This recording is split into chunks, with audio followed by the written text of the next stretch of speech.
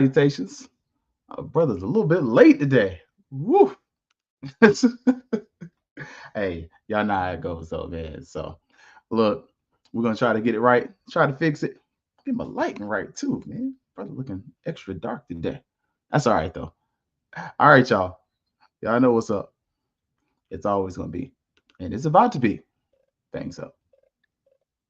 Yeah, baby, you know what time it is. Now let's get it started.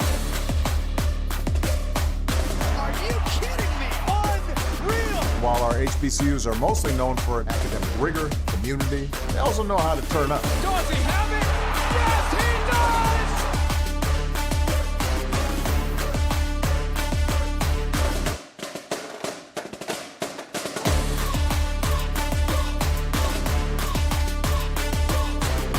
And that might be the knockout punch.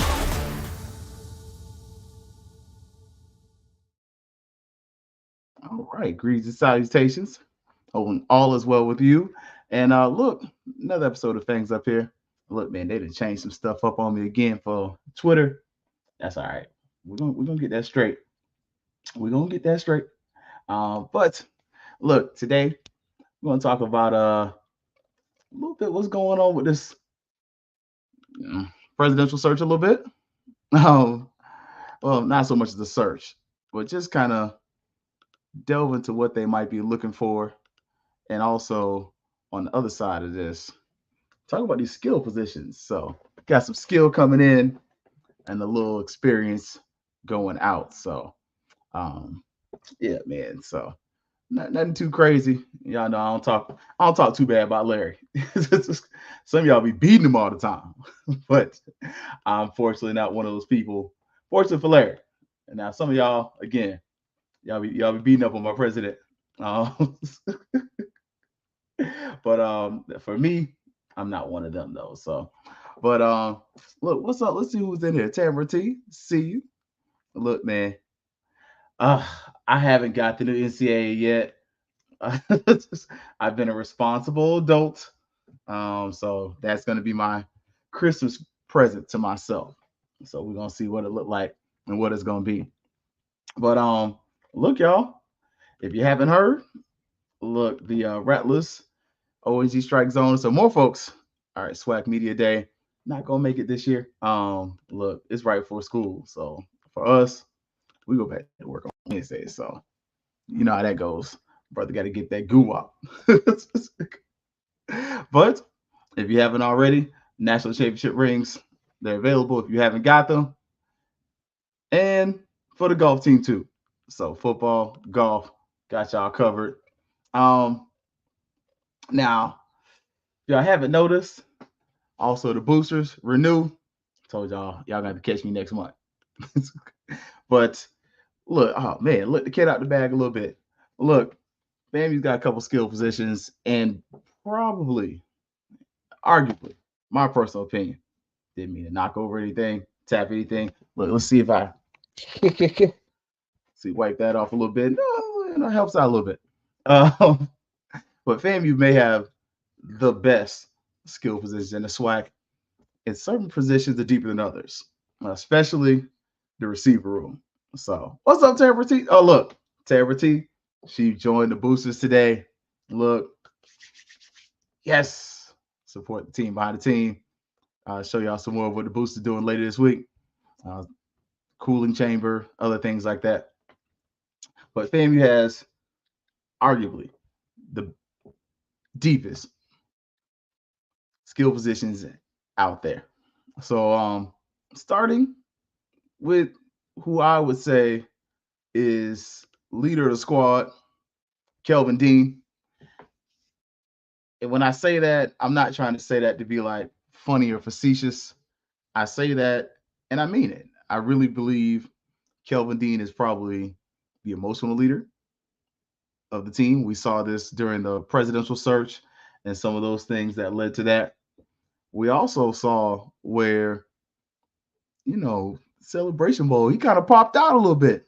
You know, I'm just saying, could be just my little perspective, my 2 cents, but I felt like he popped out a little bit. Now you got the new guy. The new guy, that's the running back from UM, Thad Franklin Jr. That dude 6'1", 230. And if you're looking at the roster, you're gonna notice Jacquez Yant's not on there.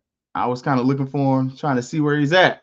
And you can see where Franklin may be the replacement for him. Just saying, wipe my eyes there. Because I was hoping Yant was gonna run over some people this year. But we'll see.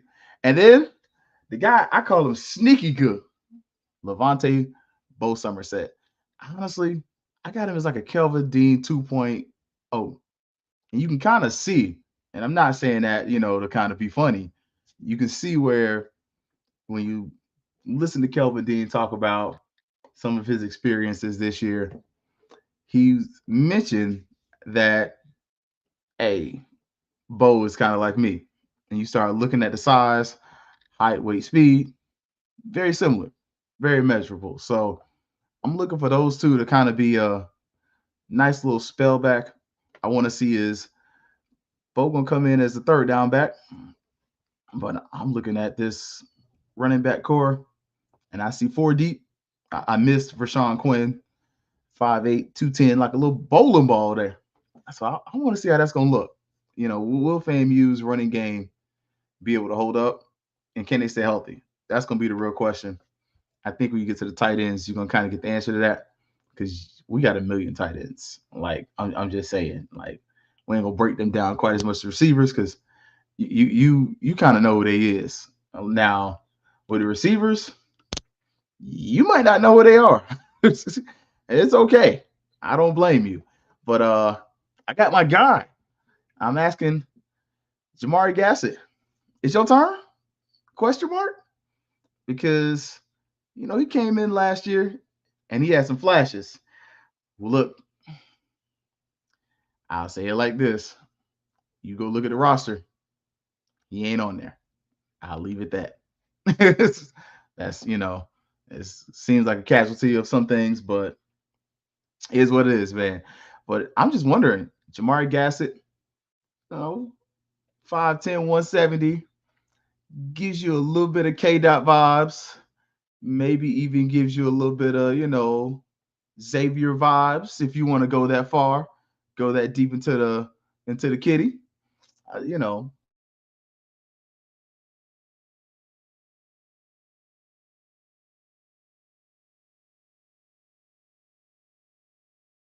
Just guy though, my new guy. Hopefully my internet didn't go out again. Oh, there it goes. Look, I purposely tried to make sure I didn't go during lightning storm. And look, that's why I asked. But however, frankly, the same size and more experience. We had a great man on the show last week named Dr. Cozy. He said everything he lost, he tried to replace. So I'm gonna flip this off in a second because this thing making me blacker than I am. And look, I don't mind being dark though. Look, I'm nice and chocolatey. But you got the new guy. And I purposefully picked his Jones High School picture. Ace Cobb, 6'3", transfer from FAU, 195, a little bit of speed on him. Just saying. And then I got my breakout guy. Chris Sanders. 2 to me and 2 to you. I'm wondering, this is going to be your year? 5'11", 175. Is this going to be his breakout year? Because if Chris Sanders can finally kind of break through, man, FAMU's going to have some fun. Like, he's one of those guys where he got some potential. And EA, you ain't wrong. He be tipping on fofos, wrapped in, you'd be like, bro, just hit the hole. Like 240, and you run behind the pass. That's one of them ones where, you know how short people do? Man, if I was your height, boy, I'd be dunking on everybody. he gives you that vibe. But when he do lower them pads, man, we did get another receiver from FSU. I didn't add him on there yet. He wasn't on the roster yet. So he committed. I don't know if he signed. And my man from UCF, look, this is my thing with the receivers. And I love that Marvin put that up there. Because who's going to start?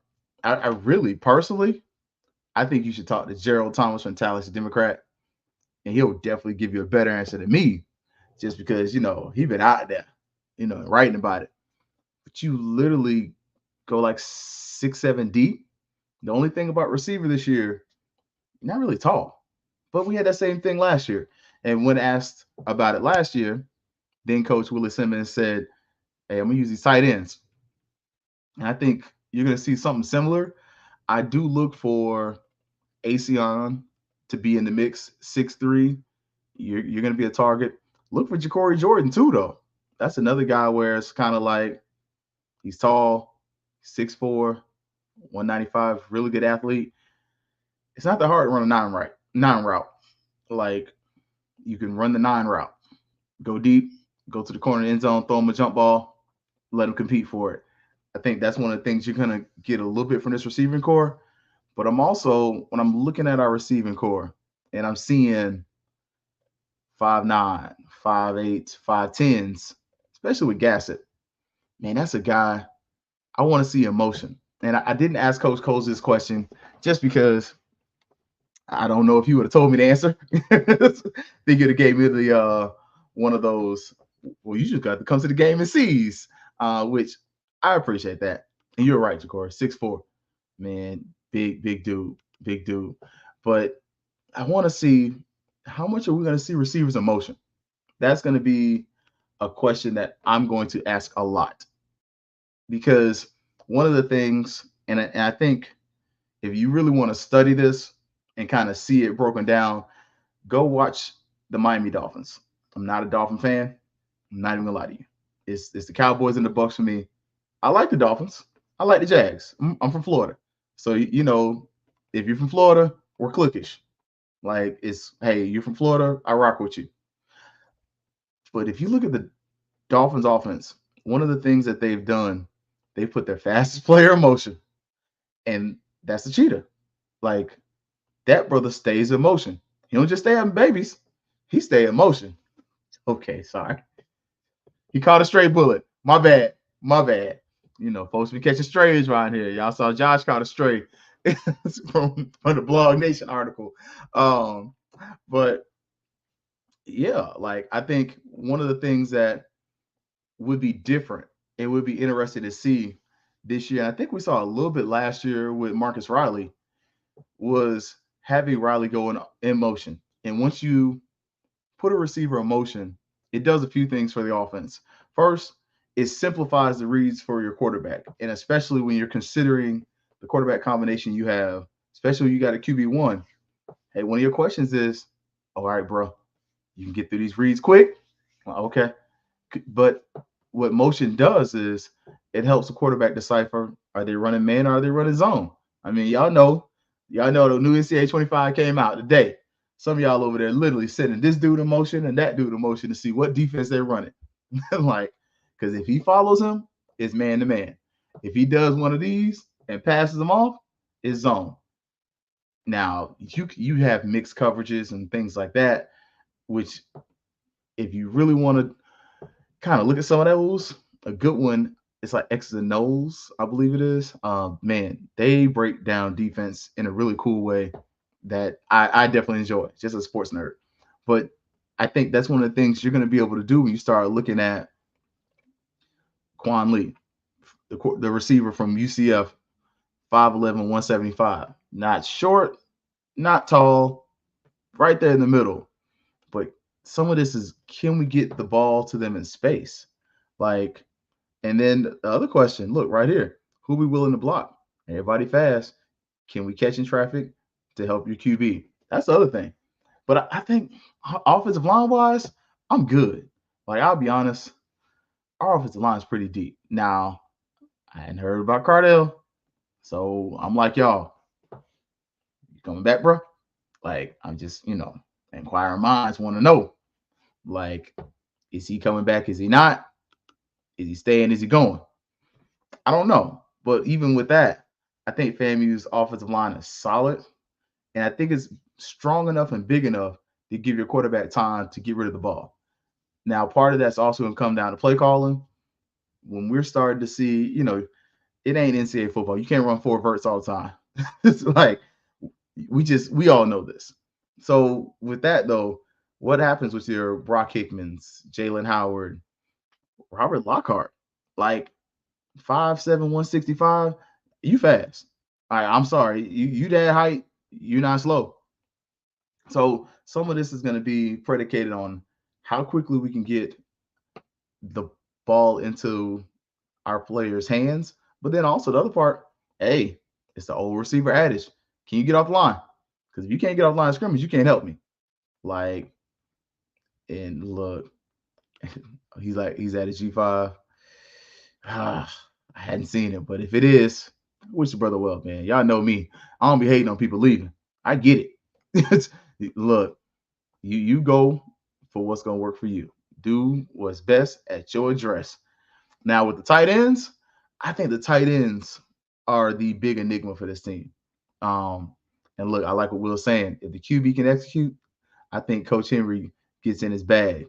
I agree. I want to see that this year though. Like that's one of the things, and I want to see kind of going into the season, and it's kind of get Coach Henry to share about it because he's personable. He's not one of those people that you just you can't approach. Like Coach Henry, good people. Defense coordinator, I can't say as much, and it's not because I don't. It's just because I haven't really interacted with that brother like that. Whereas Coach Henry, always cool. Hey, what's up, man? How's it going? Really cool. But tighten this in. Back to Coach Henry. The tight ends are really they're receivers, but they're also offensive linemen. And we all know Jerry Pruitt, he's the leader, like unquestioned. But you really got like three-headed monster here. You got Kobe Gross. Can he stay healthy? Like that's the big thing with your tight end room. If they can stay healthy, you can dominate. Like 6'5", 230 for Pruitt, you already know. I'm just saying, him on one side, Cobb on the other, and y'all know we got a 6'7" tight end this year. I'm just saying, we got some options on the goal line. Like, I'm just saying, what's going on with Javonte Davis? I don't know. I hadn't seen him, man. And, again, I went off the roster that was posted online. So for me, that's the safest way to, say who's on, who's off.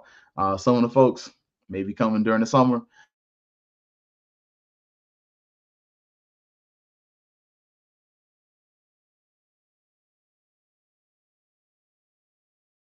But I'd rather say, this is who we got, this is who we know. So just kind of keep it there. So, but like I said, the tight end room, what I think is special about this room, some of these guys are gonna play receiver, some of these guys are gonna be H-backs. Like you start looking, and when I'm looking at like that Wade Bowman guy, 6'1", 235, he's an H-back. But a guy like Kobe Gross, he can do both, especially if he can stay healthy. 6'3", 6'2", 243. Man, like I'm just saying, I agree with Will. It's basketball on grass. And when you get to the red zone, how many 6'7" corners do we have? Because when I'm looking at Jordan Evans, 6'7", 250, I'm 5'9" on a good day. And my FAMU LeBrons, I'm 5'9". I'm giving up a half a foot right there. The second he jumps in the air, if we both jump 40 inches, look, it's over. And he only got to get 1 foot in. So that's where I think the tight end group is going to be your bridge. They're going to be the ones who fill in for you only having 4 running backs on the roster right now. Some of those tight ends are definitely going to play H-back.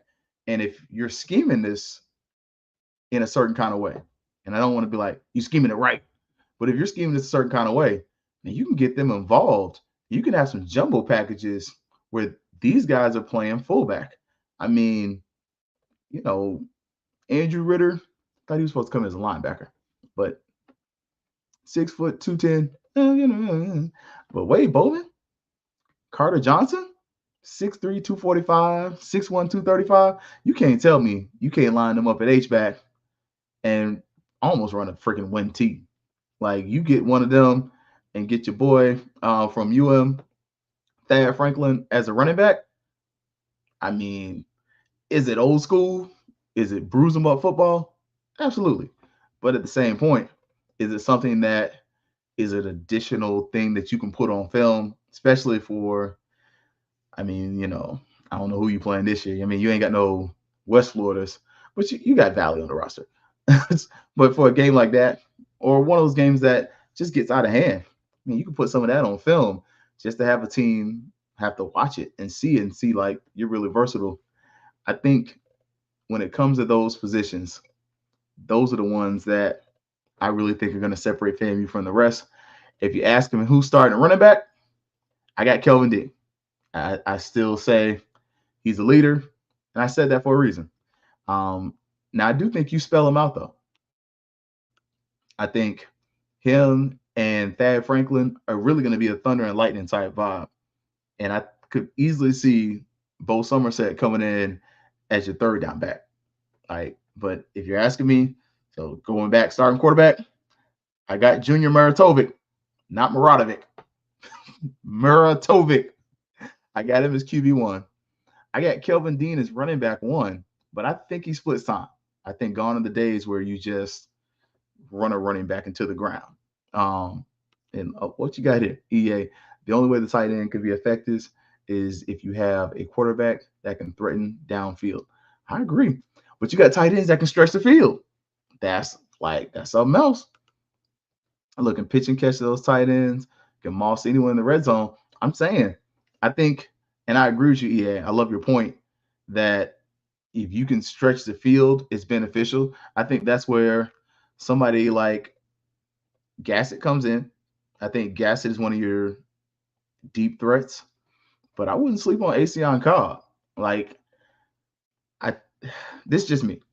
I like the idea of having a tall receiver out there, having a smaller receiver, and then a slot guy. If you're gonna have a slot guy, man, I'm just saying, Robert Lockhart, Quan Lee, like either one of those, I think are pretty solid guys.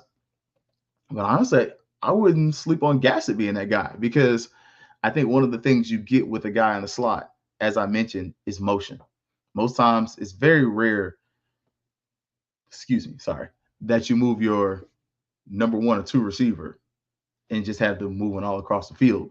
You don't have your X receiver out there, Y is over there, and get your Z guy. But that, I'm telling you, that slot receiver in motion, that does some things. And especially a lot of times that's your nickel corner. And that may even be a safety or a linebacker in coverage. You get that guy in motion, you snap the ball, all of a sudden that creates a mismatch, one, speed for speed a lot of times. Because Florida speed's hard to replicate. Don't get me wrong. Like, we all know it's different here in Florida. But at the same point, we also understand it don't matter who you are. If somebody's running before you and all of a sudden the ball snaps and I got to go catch them, I got to run with that person either before they start running. So that means I'm showing you it's man to man, or I'm passing you off and they're running through the zones. So I think those are probably my 3 right there at least. Oh, let me see. I wonder why FAMU has moved away from the super short, fast receivers to taller ones. We're known for speed. I think some of it's the red zone threats, but I think it's also some of the jump balls, but it's also just creating a larger target. Like, if I'm thinking out loud, this is just me, my perspective. Excuse the umps. If this is my perspective, it's easier for a quarterback to throw it to a bigger target. I'm 5'9". If I'm playing DB or what have you, and the guy in front of me is 6'3", 6'4", he's got a bigger target. And if we're both playing receiver, you got a 5'9" or a 6'4". Look, Moss, you could throw it up.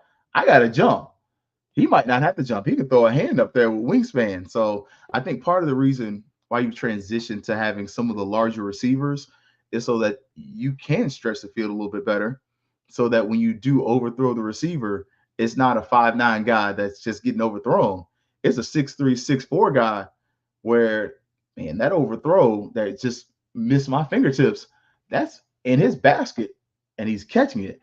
So And there we go. That's what I'm looking for, Marvin. Catch radius. So, and I've seen a couple of really good features online about catch radius.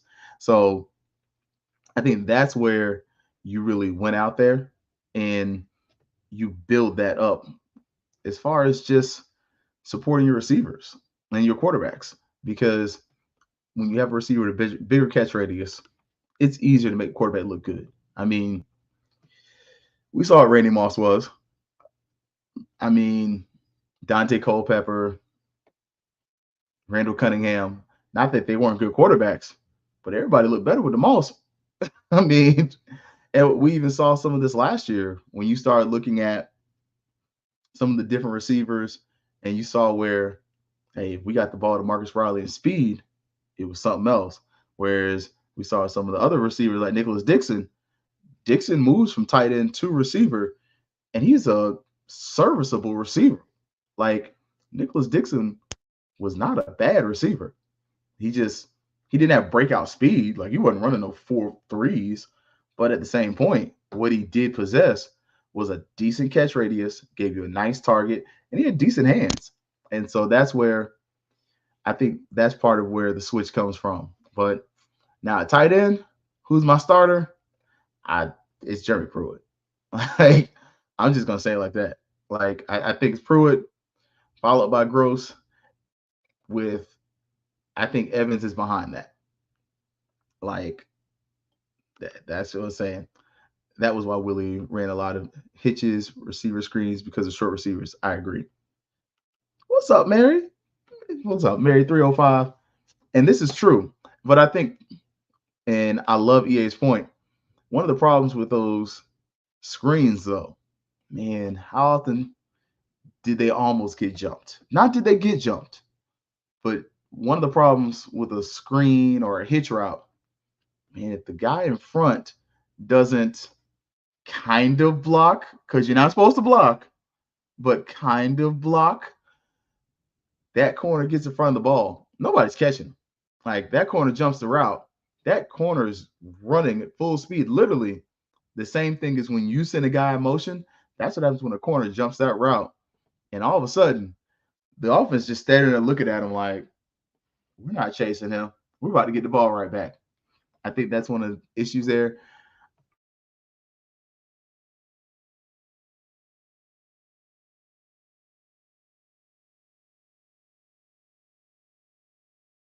But with those hitch routes, one of them to be able to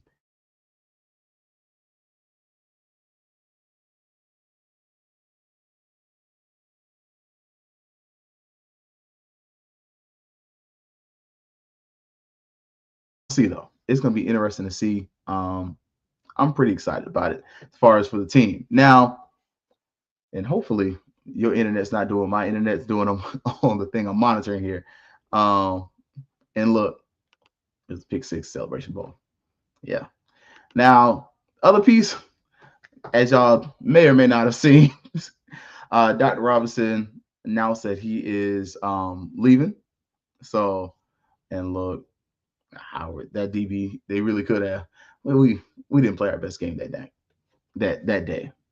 But one of the things, we were, and I ain't gonna say just y'all, because sometimes I was too. We were a little critical of the athletics with Dr. Robinson. But one of the things he did give us, he gave us a strategic plan, which they're following.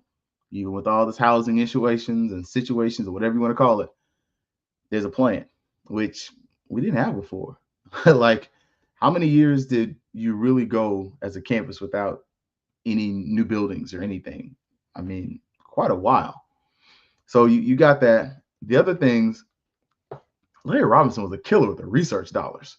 Like, and when we're talking about FAMU last year's budget, about 400 mil. Like, and look, you ain't gotta believe me. Y'all know I stand on data. I stand on data. You can Google this. This is the operating budget. You can scroll down, and when you see it, you're able to see about $400 million budget. So FAMU is operating at about a $400 million budget this year. Across the street, $3 billion. Yeah, FSU operates at a $3 billion, not million, not one, not two, $3 billion budget. Here in Orlando, UCF operates at about a $2 billion budget. And to give a comparable or a comparison to a school that's similar in size, University of North Florida operates at about a $300 million budget. But remember, they don't have a lot of the athletics we have, namely football. So you start to kind of look at that. And the other piece, Larry's made a concerted push to make FAMU a tier one school, which is the highest level of research school that there is. So you consider that at a school that was routinely underfunded. When you look at our past visit to the legislature, go sit in those NAA meetings, and you'll start to see that even still, we asked for like 60 or more like 600 mil. I think we got like 15. So FAMU's still underfunded, and voting matters. Like this ain't me to sit up here and stump on to tell you to vote. But look, as Marvin was pointing out, Larry was getting them checks. And one of the things, if you didn't read, Larry is going to take a sabbatical for a year and come back. And I think part of the reason for him coming back is Larry gets checks. You say what you want to about him. You can be mad about the athletics if you want, but facts are facts. I give a man his flowers when they're there. And in this case, yo, it matters. And some of the stuff, I'm just gonna lay this down. I'm not gonna tell y'all who the next president is, because honestly, I don't know. I have my favorites, and I'm biased. I'm not even gonna lie to you and say, oh, Keith's not biased. No, no, no. I want Dr. David Jackson as the next president of Florida A&M University. I'll put that on wax. I want him. He used to work at North Carolina Central. He also worked at Florida A&M University, and he was one of my professors. So I'm biased. So I don't have an unbiased opinion on that. I'm not gonna sit up here and blow smoke up your butt and act like I don't. I'm biased. I want Dr. Jackson back at FAM. He just stepped down at North Carolina Central. So, just saying, he had the department right when I was there. Now, what are they looking for in a new president? All right, so I'm gonna give y'all a few things. Yeah, I know I stand on facts, I stand on data. They are, for the board of governors, they're definitely looking for experience or pedigree. When you're looking at what to expect and just look at what they've done in the past couple of years. So appreciate it. Brian from the ONG Strike Zone, as well as look, if y'all don't give my man that damn hill, you know who I'm talking about. Look, just get that man back his hill. But those are from 2000 up to 2003. So kind of looked at the presidents that have come in pretty much under the DeSantis administration. Now, the last president, hey, so that was completely on DeSantis. Oh, polo shirt, the club, Sam's Club. Ain't gonna hold you. Sam's Club Tallahassee. Look, y'all know I go to the house, man. And look, we do need somebody that cares about athletics, but we need somebody that also, toes the line for everything else. But the board of governors, they're big on experience and pedigree. If you start looking here in Orlando, UCF's president 2020, Dr. Alexander Cartwright, and if you notice, all of these people are doctors, some way, shape, or form. One of them, she's not a PhD, but she's a JD, so she's Juris Doctorate. But Dr. Alexander Cartwright, he's at UCF. Now, crazy thing, you had a couple first-generation college students. He was chancellor at Missouri first, so he's got that experience.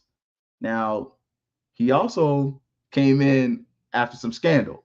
Now, UCF had, they had some money that went missing.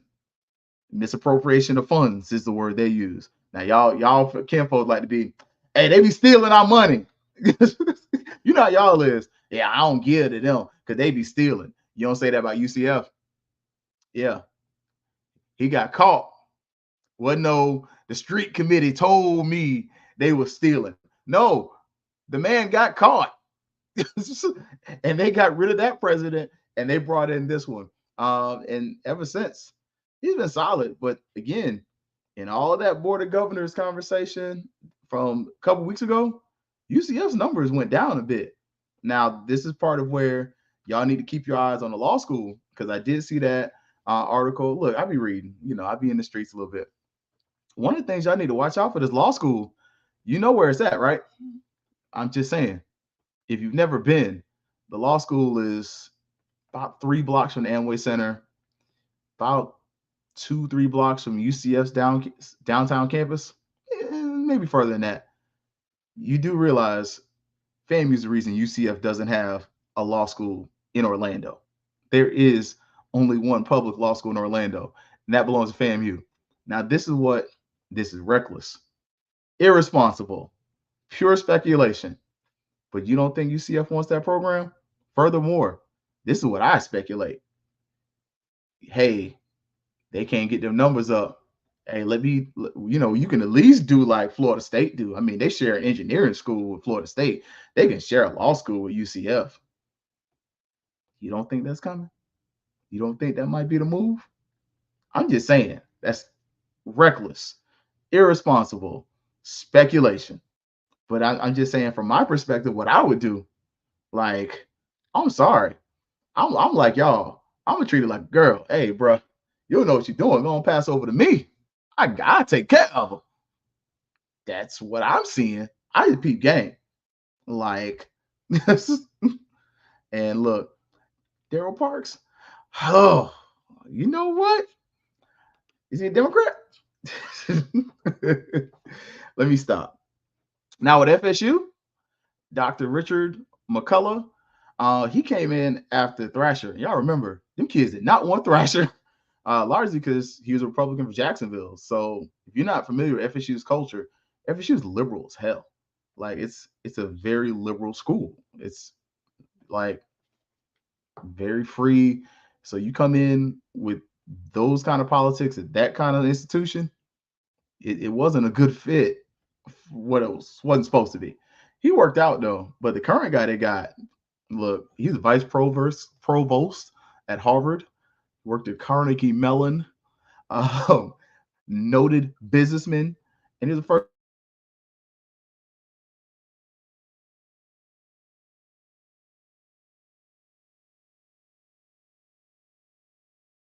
student. You can see again where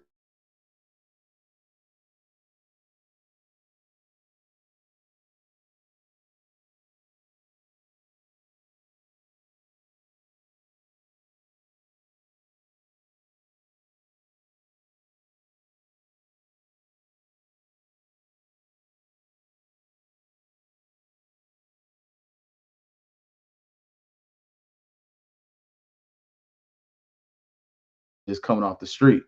They're hiring people with some cachet, they have some names, and that are really tied into their communities. So, dang it, did it break up for y'all? Look, I hope our weather kind of acting funny down here. So, but again, like I said, what they're bringing in, people with pedigree, experience, names, and that have been at other big time universities. Like now, and these are in order. So FSU was 2021, UCF 2020.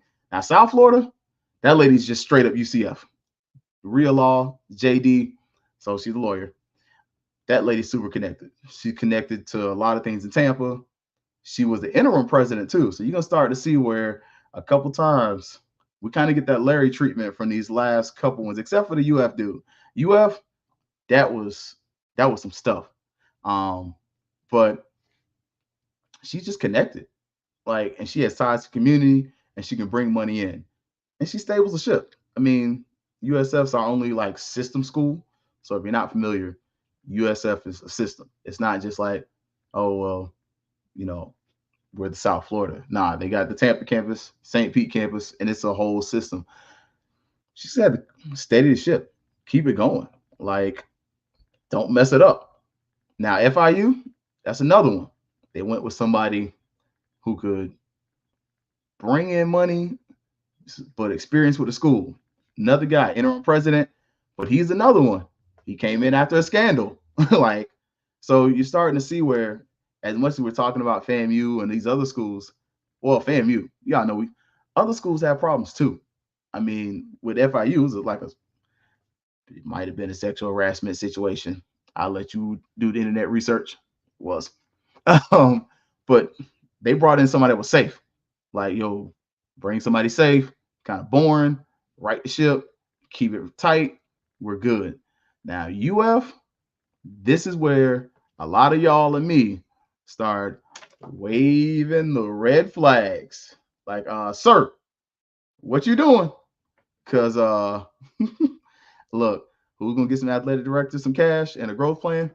That's on that athletic director. Anywho's, uh, look, that ain't the president's job. Now, UF is the one where a lot of us are kind of like, is this what you're gonna do at FAMU?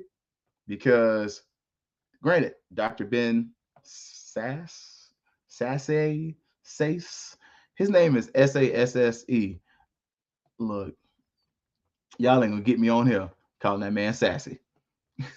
um, but he was a career politician, state senator in Nebraska, and those they didn't want him. The president didn't want him. I mean, the students didn't want him. The professors didn't want him. Like, but he seemed to kind of calm it down there. But that's one of those ones where you kind of start to see with UCF and UF, they didn't care about public opinion. UF, it was like, this is our guy. Now, one of the questions with this is going to be is, are they just going to pick their guy? Or are they going to pick someone that's a little more familiar? Because we've seen in a couple of these cases where the board of governors picked people who had very intimate relations with the schools, especially when you start looking at FIU in South Florida. Like, those were people who were already working there. FIU's guy was a CFO. USF, she's just connected. Like, she's started stuff. Like, that lady she's her. Whereas you go UCF and it was like, this person has no connection to the university. They really don't have any academic credentials. You're paying $1 million to a politician to come to UF. And then in the process of coming to UF, you dismantle the DEI program, the DIE, sorry, diversity inclusion program. Like, all of a sudden, we started looking like, how much was this political and how much was practical? And I think that's the question a lot of us ask with FAMU, because I honestly feel like Larry was trying to hold on, like, hey, see if I can make a few more years, see if we get a new governor, because I don't know. Because FAMU's gotten more money. Like DeSantis, I give him credit when he earns it. He's increased the HBCU funding for FAMU a little bit. But at the same point, you start looking at the board of governors and what they're asking FAMU to do. It's like, some of what you're asking FAMU to do is unrealistic, because you're asking the school that gets the most Pell recipients to hurry and get these kids out of school. Like, and look, I love this one right here. Look, this was my first choice for the longest. Marvin says the president at Edward Waters University has grown the university in all aspects, athletics and academics. The whole school is the president's job. I agree with that one. My only question is, will the board of governors allow FAMU to grow? That's my only reason I backed off of him, because I don't feel like our board of governors would allow him to really let FAMU grow. I think they would let FAMU stay where it is and try to have him fix those programs that aren't working right or that are missing the marks test score wise. Because, FSU, they had an issue with their nursing program, right? But y'all didn't put that. Never mind. Sorry. Look, I'm not a hater, but I am one of those people. If you're gonna hit me, you better hit them too. Like, don't sit up there and drag my name through the mud and not talk about folks who are doing the same stuff as me. Just saying. I think that's the only problem. That would be the big thing with that person. So again, I told you I'm a Dr. Jackson guy. That's what I want. But we're seeing where what I think the next president of FAMU, my fear is that it's going to be some person like Andrew Bain, the judge here in Orlando, who went to FAMU law school, played football at UM, and it's like, oh man, it's a tall black man who's a lawyer, judge, who graduated from FAMU law, and we could throw him in there and disregard the fact that, well, politically he might not align with some of us. Like, I think that's some of the slippery slope that concerns me with this, because we all know, and we're seeing this with AD Sykes. I think this is a great example. FAMU is a tough place. Like, we're critical, we're loud, and we are fickle. Like, we are very finicky.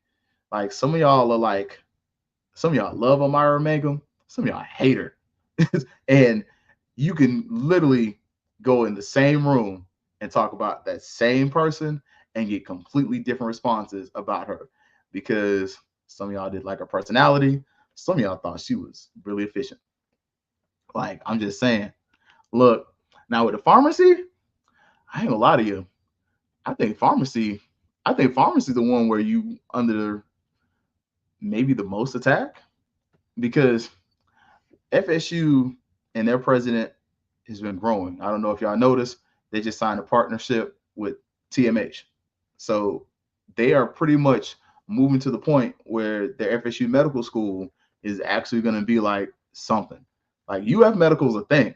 Like, UF, you go to like Ocala, they have like UF medical. They have the Shands, all that stuff. FSU is trying to do that same thing. And I don't disagree. But I think the double side of the pharmacy school is West Florida. And a lot of y'all are like, oh, what they got to do with anything?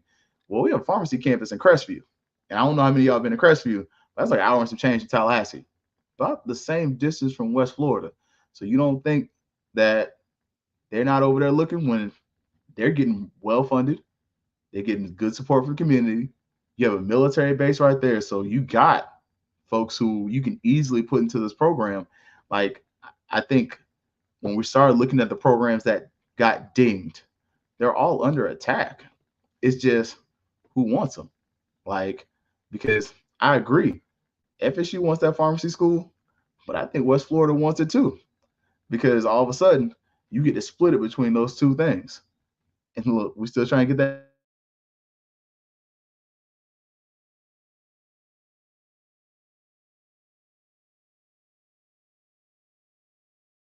dental school.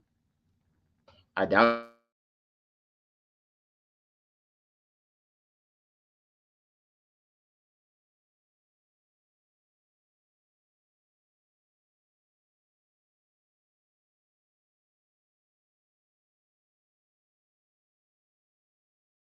that's my question. Like, can you manage what you got? Because if you can't manage what you got, I'm not going to give you any more. I think that may be the state's standpoint, but I also think for a new president, and it was mentioned to me, and I love the idea. I think FAMU should grow its online degree options. Like, we do know you got limited degree options, but I think we're leaving money on the table with that. Now, that would also affect some of your ability to, maybe graduate some of these students in 4 years. But at the same point, maybe that could help some of those kids too. Those ones who are like, hey, I gotta go home for a semester. All right, take it online. Like, and just kind of help them out with that. So, just kind of looking at those things, man. I think when we're looking at the programs under attack, you got to look at how it's going to benefit the other state universities schools, not just how it hurts FAMU. Because I love how you point out the pharmacy program. That benefits FSU and West Florida. Because if FSU has a medical school and the pharmacy school, I mean, come on. Then same thing here in Orlando. If UCF has a law school in downtown Orlando, steps away from the Amway Center and literally across the street from some major government offices, you're not telling me that that's not marketable, especially when they are making a concerted push to grow their downtown campus. Like, it just starts making sense when you start looking at some of these different programs, some of the ways they're struggling. and some of the things like that. Like PT program is 85% white when I was in school, and many transferred from FSU. Look, uh, OG man, my OG was Dr. Bell, man. That was my guy. But you telling me with what FSU's doing, especially football wise, granted, yeah, Doak's about to be smaller, but the money they gonna bring in with whatever conference they go to, looks like it's big. Was it Big 12? I thought it was Big 10. Ain't gonna lie. That's what I was told. But you don't think that they're not trying to keep all that in house, keep the entrepreneurship program, and try to make it just one holistic system? You're nuts.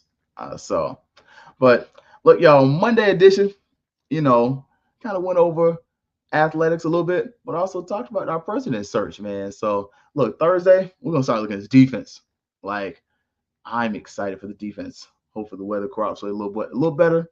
But look, I think FAMU's defense is going to be one of the best in the SWAC.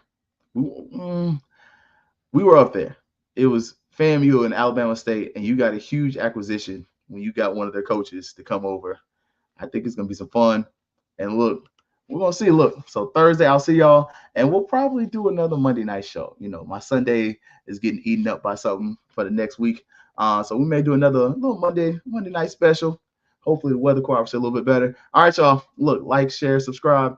Tell a friend, invite them, and we're going to figure out what's going on with this Twitter stuff. They updating, trying to make a brother become VIP, whatever, Twitter. So we'll fix it. But, hey, y'all already know for Herb Stewart and Black Techies, Keith Hadley, it's Fangs Up Podcast. You already know.